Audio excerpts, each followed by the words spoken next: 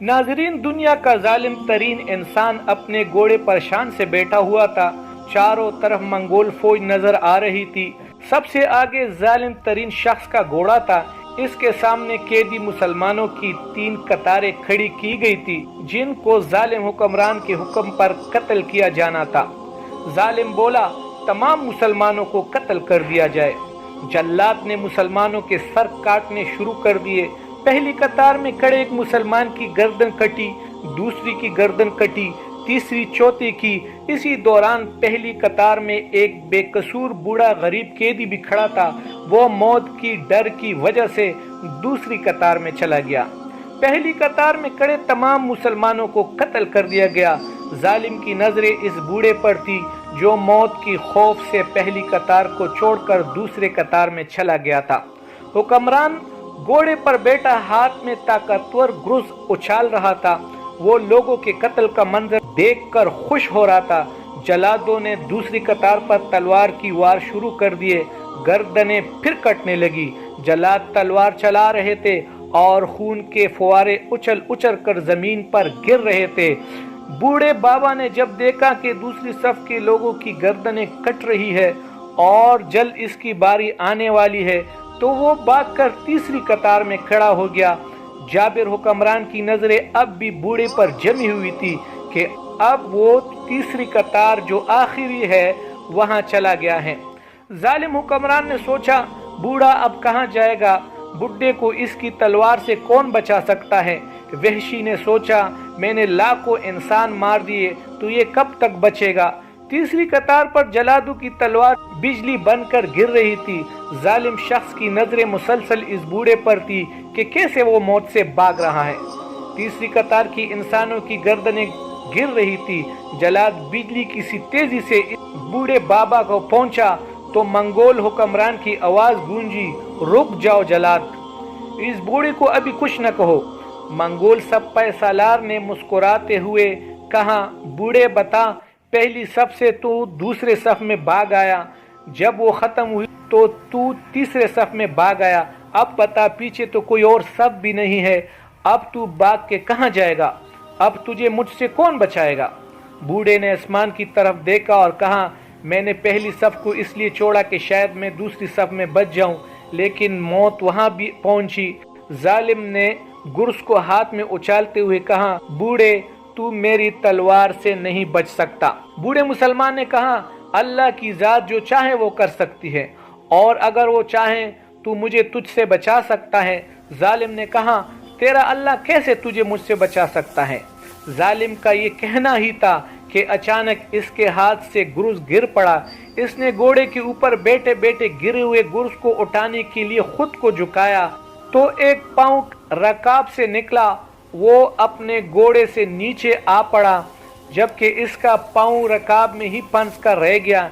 इसके बाद घोड़ा इतना डर गया कि भाग निकला। इसने खुद को बचाने की बड़ी कोशिश की। अब इसका लश्कर भी हरकत में आ चुका था, लेकिन घोड़ा इतना ताकतवर था कि किसी के काबू में ना आया।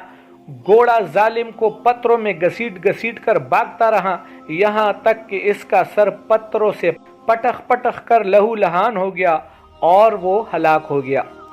जालिम इंसान का फौजी लश्कर बूढ़े बुजुर्ग से इतना खौफजदा हुआ कि इसे छोड़कर भाग निकला, जबकि बूढ़ा बड़े आराम और सुकून से अपने घर की तरफ चल पड़ा। वो जालिम इंसान जिसकी मैंने ये कहानी सुनाई है, इसका नाम था हलाकू खान। जी हाँ दोस्तों, आज की वीडियो हलाकू खान के बारे में है। दोस्तों, वीडियो में आगे जाने से पहले अगर आपने अभी तक हमारे चैनल को सब्सक्राइब नहीं किया तो चैनल को सब्सक्राइब कर दे, वीडियो को लाइक भी कर दे। 13वीं सदी ईस्वी के आगाज में शमाल मगरबी एशिया के चरागाहों से मंगोल नस्ल की जालिम इंसानों का एक ऐसा बगोला उठा था जिसने दुनिया की बुनियादों को तबाह और बर्बाद करके रख दिया। 13वीं सदी में मंगोल लाखों इंसानों की मौत तबाही की वजह बने। ये लोग देखते ही देखते शहर के बाद शहर, इलाके के बाद इलाका और मुल्क के बाद मुल्क तबाह करते चले गए। दुनिया इन जालिम इंसानों के सामने झुकती चली गई। इन वहशियों ने कुछ सालों के अंदर खून की होली खेली, खोपड़ियों के मीनार खड़े किए, हंसते बंसते शहरों को राख की ढेरों में तब्दील किया। یہ وحشی بیجنگ سے ماسکو تک پھیل گئے اور اس کے بعد یہ لوگ تاریخ انسانی کے سب سے بڑی سلطنت کے مالک بن گئے۔ اس سلطنت کو منگول سلطنت کا نام دیا جاتا ہے۔ اپنے عروج کے دور میں منگول سلطنت 3 کروڑ مربع کلومیٹر پر پھیلی ہوئی تھی۔ چنگیز خان اس سلطنت کا پہلا خاقان بنا۔ چنگیز خان کی کامیابیاں صرف میدان جنگ تک محدود نہیں تھی، اس کی فتوحات حیرت انگیز تھی۔ دنیا میں تقریباً 1 کروڑ 60 لاکھ مرد، دنیا کے مردوں کی کل تعداد کا 0.5% ایسے ہیں جن کے خون کا رشتہ اوپر جا کر چنگیز خان سے ہی جا ملتا ہے۔ پاکستان میں ہزارہ قبیلے کے لوگ بھی خود کو منگول کہتے ہیں۔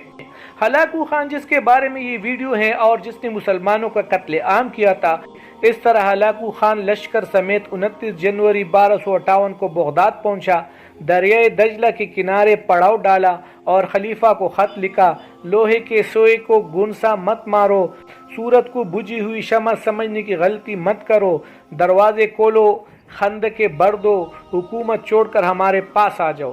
اگر ہم نے حملہ کیا تو پاتال میں پناہ ملے گی نہ آسمانوں میں۔ خلیفہ نے ہلاکو خان کو جوابی خط لکھا: تم نے خود کو کائنات کا مالک سمجھنا شروع کر دیا ہے، مشرق سے مغرب تک اہل ایمان میرے ساتھ ہے، اس لیے بخیریت لوٹ جاؤ۔ دن پر دن گزرتے رہے۔ اس دوران دریائے فرات کے کنارے آبادی کو ہلاکو خان کی سپاہیوں نے نشانہ بنانا شروع کر دیا، جس پر خلیفہ نے فوج مقابلے کے لیے بھیجی، جو تاتاریوں کے لشکر کے سامنے نہ ٹک سکی اور چند دن کے اندر عباسی خلافت کے سارے فوجی مارے گئے۔ ایسے میں ابن القمی نے مشورہ دیا کہ وہ خود ہلاکو خان کا استقبال کرنے چلے جائے، اس سے مال و دولت سے نوازے۔ ہلاکو خان بے تحاشا دولت لے کر جائے گا۔